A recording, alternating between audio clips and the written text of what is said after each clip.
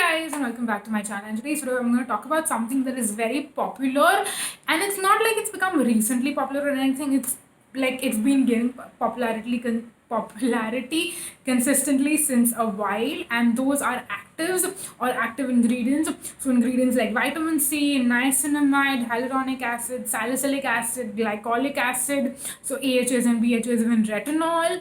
These are all ingredients that have been gaining a lot of popularity, and now it's like every brand is coming out with active ingredients. There are certain brands like Minimalist, for example, which literally is only creating active ingredients, and like serums that have active ingredients.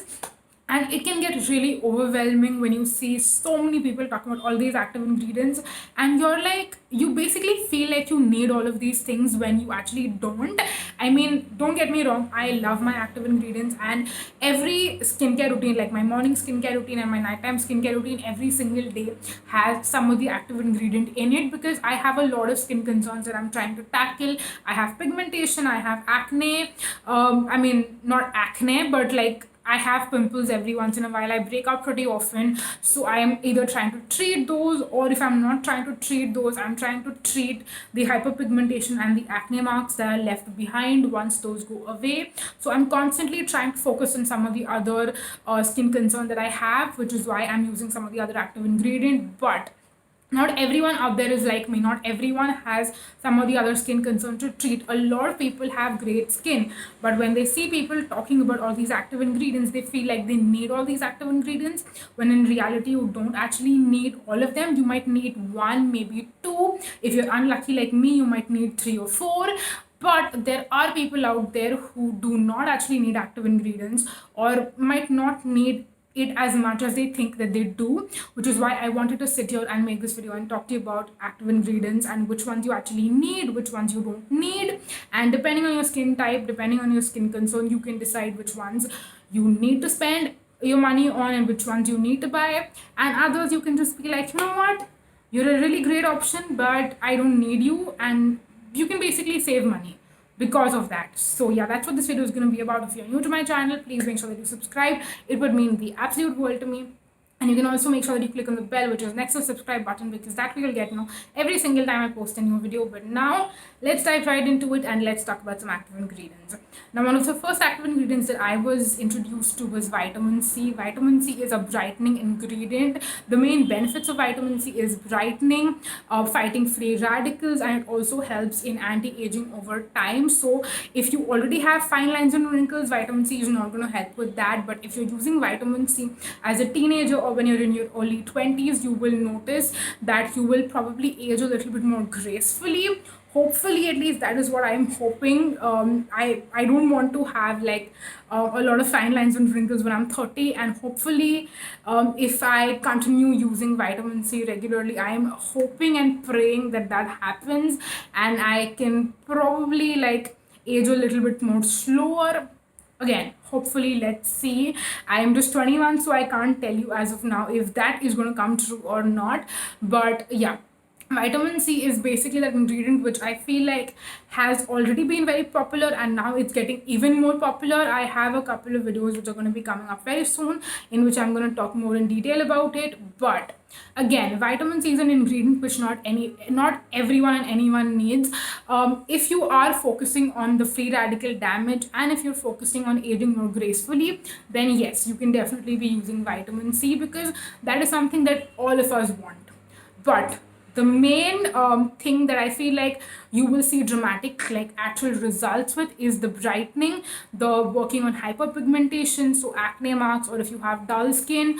That is what will majorly, you will see like instant results with vitamin C, if those are the kind of skin concerns that you're tackling. So if you have hyperpigmentation, acne marks, generally I feel like vitamin C helps, but it takes a very long time to see results with vitamin C. So if you're only using vitamin C, it'll take a very, very long time for you to see consistent, like you won't see dramatic results. It's going to take a very, very, very long time. But if you have dull skin, vitamin C can help with that. Again, not every vitamin C helps, so you will have to try and test out multiple options to see which ones work, which ones do work, which ones don't work. I've noticed that there are certain vitamin C's that work very well for me, but they don't work for other people, and of course that is in terms of every skincare product out there. But yeah, that's something that you have to keep in mind, that not everything that works for me or that I recommend is going to work for you. And the same thing also applies to other YouTubers and content creators as well. Another thing is that vitamin C can be a very unstable ingredient, specifically L-ascorbic acid, which is why not a lot of products are actually formulated with L-ascorbic acid because of how unstable it is. And there are a lot of stabilized vitamin C's, like I think there is magnesium ascorbyl phosphate. There is I think that is one of the most common ones. But then there are a lot of new vitamin C like derivatives or like stabilized vitamin C's that are coming out there, which don't have as much research.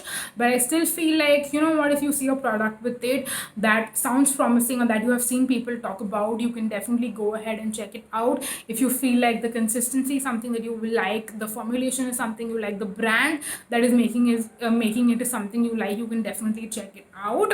Another thing to keep in mind is that vitamin C does not work for everyone. So if it works for me, doesn't mean it's going to work for you. I have come across people who do not like vitamin C, who break out using vitamin C, or it doesn't suit their skin for some reason. So definitely make sure that if you have never used it in the past, try to invest in a, I want to say, sort of more inexpensive vitamin C to first see if it even works for your skin. And if it does work for your skin, then you can go ahead and maybe splurge, if you want to buy a more expensive vitamin C. And I know I've been talking about this I've only focused on one active ingredient for so long. So now let's quickly jump through and talk about the next one, which I feel like this ingredient is called what do you say, a more stable option for vitamin C, because again, vitamin C doesn't work for everyone and it can be very unstable. So a lot of people say that niacinamide is kind of like an alternative for vitamin C. To be very honest, when it comes to my personal experience, I do not agree with that. People say that niacinamide has a lot of brightening benefits, which is why it can be an alternative to vitamin C. And with all the niacinamide options that I have used till date, I actually haven't noticed any kind of brightening results whatsoever. But niacinamide is still one of my favorite ingredients because it can really help when it comes to sebum production and when it comes to the size of your pores. I feel like if those are your main skin concerns, then niacinamide is the ingredient for you. So what it does, it is basically, it regulates the sebum production. So if you have oily skin, or even if you have combination skin where your T-zone is very oily and the rest of your skin is dry, then niacinamide, specifically in a serum form or something that is very concentrated, very potent, is going to be amazing for you because it's going to regulate your sebum production. So you're not going to produce as much oil as you already were earlier, which is why your pores are not going to be clogged, and it's just going to like really help with that overall issue. A lot of time your pores look more obvious because they are filled with sebum. So overall, you will notice that not just your sebum production and your oil production in your skin is going to reduce, but your pores are also going to look a lot smaller. So yeah, if that is what your skin concern is, then niacinamide is the ingredient for you, which is why it's one of my personal favorites, and I try to incorporate it in my routine as much as possible. Because yeah, I've been noticing, like, I used it and then I did not see why it was so important, and then I stopped using it and my pores suddenly became so much more visible, and now I've gotten back to using it regularly because I can truly tell a difference when I don't use niacinamide. Moving on, next, let's talk about a more, I feel like, not as like, there are certain active ingredients which are very like result oriented, but the next ingredient I'm going to talk about is more of a simpler ingredient, like everyone can use this, and that is hyaluronic acid. Now hyaluronic acid is not something that is going to give you a lot of like dramatic results when it comes to your skin, but hyaluronic acid can be a great ingredient because it's a humectant, and humectant is something that basically draws moisture to the skin. So hyaluronic acid is one of the most popular humectants, and what humectants do is they basically hydrate the skin. So when you apply a hyaluronic acid serum to your skin, what it does is that it draws moisture from the air and it hydrates your skin. That being said, hyaluronic acid cannot be used by everyone. It basically depends on which city you live in, or what the weather and the climate is like in your city. If you live in a hot and a humid city, hyaluronic acid is going to be your best friend because there is so much humidity in the air that hyaluronic acid will draw all of that in. But if you live in a more drier climate, hyaluronic acid cannot actually grab any humidity from the air, which is why it will grab humidity from the deeper layers of your skin and it will further dry out your skin, which is why humectants can be good, but it can be good for certain people and not so good for other people. But the best thing about hyaluronic acid is that it's good for everyone, no matter what your skin type is: oily, dry, normal, combination, sensitive, etc. etc. Like, no matter, like, literally, no matter what your skin is, everyone's skin needs hydration, and specifically if you have dehydrated skin. Now, a lot of times, people who have dry skin can have dehydrated skin. People who have oily skin can also have dehydrated skin, and because their skin is dehydrated, their skin is producing more oil. So I feel like in general, everyone needs to be using hydrating products. And I know that I did not always agree with this. Like, earlier I used to say that, oh, why do you need a hydrating serum, or why do you need a hydrating toner? But I feel like sometimes there are certain hydrating ingredients that don't really do much, and then there are others like hyaluronic acid that does a lot of things for you. So it also depends on which ingredient or which product works for you and which doesn't. Like, some green tea products can be absolutely amazing, and then some other green tea products can just be like, okay. So yeah, you also need to keep all of those things in mind. Personally, I feel like if there is one active ingredient that everyone needs, I think it's a hyaluronic acid. But that being said, you don't need to go ahead and buy a specific product that has hyaluronic acid. Like, you don't need to go ahead and buy a hyaluronic acid serum, because a lot of times your vitamin C serum might have a little hyaluronic acid, or your niacinamide might have a little bit of hyaluronic acid, or your moisturizer might have a little bit of hyaluronic acid. So you really need to go through your ingredients list and keep in mind that you need to, like, see where hyaluronic acid is on the ingredient list. If it's really really low, you might not be seeing a lot of results. Again, it depends on product to product, it depends on your own skin, it depends on the brand, it depends on the formulation, it depends on a lot of things. So yeah, things a lot of times are not just black and white. You need to also keep that in mind. But yeah, personally, I really love hyaluronic acid. I have been using it in the minimalist serum recently, and let me just say, I really really like that product. I know I'm kind of like spoiling it for you, because I am doing a video with the minimalist products very soon, so stay tuned for that.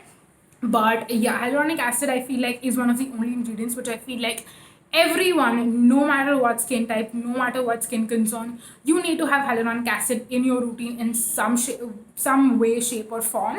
But yeah, moving on, next let's talk about some exfoliants, specifically, of course, chemical exfoliants. So we have AHAs and BHAs. Now, when it comes to AHAs specifically, there are a lot of different kind of AHAs, so I'm not going to go in depth with that, but let me know if you want me to talk about it in a future video more in detail.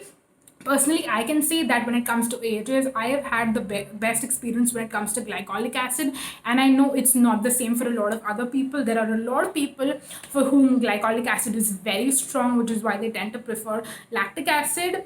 For me personally, I haven't used a lot of lactic acid products. I've used maybe one or two, I want to say, but for me glycolic acid works the best. But when I'm talking about like AHAs, I'm going to talk about them general overall. There are a lot of different kind of AHAs, and you can use whichever suits you. So when it comes to AHAs, what AHAs are great for, again, is exfoliation. Now again, everyone needs exfoliation, which is why it depends, again, like I said, it depends on your skin concern, and it depends on how frequently you're using it as well. But AHAs are mainly great for those people who need to exfoliate. Again, you need to make sure that if you're using any other kind of exfoliant, like a physical exfoliant, which you probably shouldn't be using, and you should switch to chemical exfoliants. But again, I'm not going to tell you how to live your life. But what AHAs are great for is exfoliating the top layer of your skin. So making sure that all the dead skin is getting off of your skin, to make sure that it's not clogging the pores, to make sure that your skin is not dull, to make sure also it can be overall in general, like if you're pairing AHAs with a vitamin C. And when I say pairing, I don't mean in the same routine, I mean maybe using your vitamin C in the morning and then an AHA at night. Overall, you're brightening your skin and you're lightening the hyperpigmentation, and then you're also taking off the top layer of your skin, so the pigmentation will slowly, like, the layer of your skin that has that pigment, that scar, will, eventually come off, and it will help in lightening the scars. So glycolic acid or AHAs in general can be also great for that. So yeah, if you want to exfoliate your skin, specifically if you want to give your skin surface level exfoliation, then that is what AHAs are great for. Moving on to BHAs. Now BHAs, and when I say BHAs, I mean salicylic acid, is the ingredient for you if you have oily skin or if you have acne prone skin. Again, like I said, for niacinamide, I feel like people who need niacinamide also need BHAs, because yes, you are controlling the sebum production, but if you already have if you have sebum stuck in your pores, which has clogged your pores, then that is what you need BHAs or salicylic acid for, is to clean those pores, is to make sure that whatever has clogged your pores, the salicylic acid is working on that and is unclogging the pores. So if you have oily skin, if you have acne prone skin, generally a lot of times we're breaking out because our pores are clogged. So in general, like, the overall outcome of using salicylic acid is that it's going to unclog your pores. It's going to help in making sure that your pores are deep cleaned, so any stuck sebum inside those pores is going to come off, and it's going to again deeply clean your skin. So niacinamide and BHA is basically an ingredient that people who have oily acne prone skin or an oily T-zone, it's going to be the best ingredient for you. Now, when it comes to retinol, this is an ingredient which I'm personally not going to talk too much about, to be very honest, because I feel like I don't have the kind of knowledge, and I have not used retinol, to be very, very honest, which is why I am not the best person to comment about it. But yeah, I really hope that I covered the main active ingredients that I have personally used and the ones which I feel like are the most popular. Of course, there are a lot of other active ingredients which are coming up, which there has been more research on. There is azelaic acid, which I do want to try out, but a lot of Indian brands, and azelaic acid is not very easily available in the Indian market. There is peptides, which again is coming up, and I do want to use them. Maybe not right now because I feel like I don't need them, but at some point I want to try out peptides. Then there is tranexamic acid. I want to say tranexamic acid. I hope I'm saying that right. That is an ingredient I want to try out. There are so many ingredients that I'm excited to try out, but these are the most common ones that are available in the Indian market and ones that I have personally used, which is why I wanted to share my kind of knowledge and my user experience. And yeah, I really hope that this video was helpful for you guys. So yeah, I would just say pick and choose actives that you actually need in your routine, and only buy those. Don't buy actives only because everyone else is talking about them, or maybe your favorite brand is making them and the products are really appealing to you. So yeah, that was it for this video. I really hope that you found it helpful, and yeah, that's it. I'm not going to make it any further longer because this video is anyways quite long. But yeah, I really hope that you enjoyed it. Please share your feedback with me in the comment section. I will be making a video in the month of December where I'm going to talk about which actives you can pair together in case you're going to be using multiple actives. Like for example, I am pretty much using all of these actives that I mentioned in this video in some of the other routines. So how do I pair them? How do I use them? When do I use them? Which ones can be paired together? Which ones can't be paired together? Etc. is something I will be talking about in the near future. So yeah, definitely stay tuned for that. Subscribe if you haven't already. But yeah, that's it for this video. Thank you so much for watching. I literally cannot talk anymore, so I'm going to end the video right here. But thank you so much for watching, you guys. Until next time. Bye bye.